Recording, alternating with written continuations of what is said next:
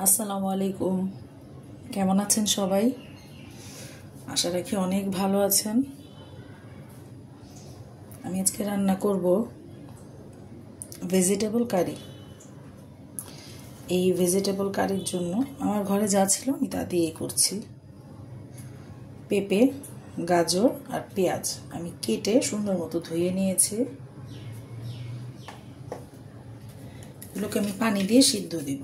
তো সিদ্ধ দেওয়ার আগে কিছু জিনিস দিয়ে নিই। পরিমাণ মতো লবণ,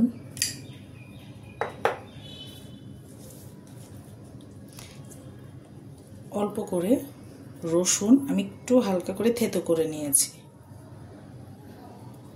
রসুনটা দিলে এটার ফ্লেভারটা অনেক ভালো লাগে।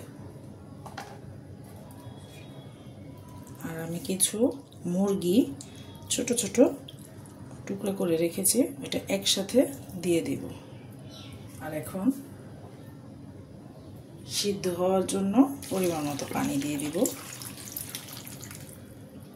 এই তো, পানি বেশি লাগে না, পেঁপে আর গাজর এগুলো তাড়াতাড়ি সিদ্ধ হয়। এই তো আমি চুলায় বসিয়ে দিলাম। এখন গ্যাসটা অন করে দিব। গ্যাসটা মিডিয়াম দিয়ে ঢাকনা দিয়ে ঢেকে দিলাম। যতক্ষণ পর্যন্ত আমার সবজিটা ভালো মতো সিদ্ধ না হবে আমি ঢেকেই সিদ্ধ করব।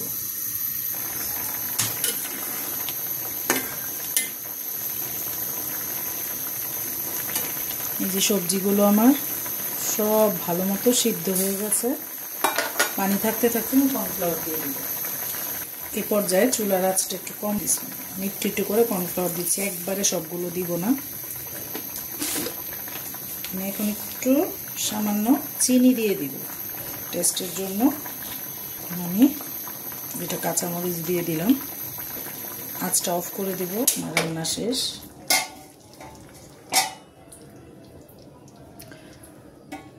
আমি গ্রেভির ঝোলটা একটু বেশি রেখেছি কারণ টেনে যায়, নামানোর পরে চুলাটা অফ করার পরে টেনে যায়।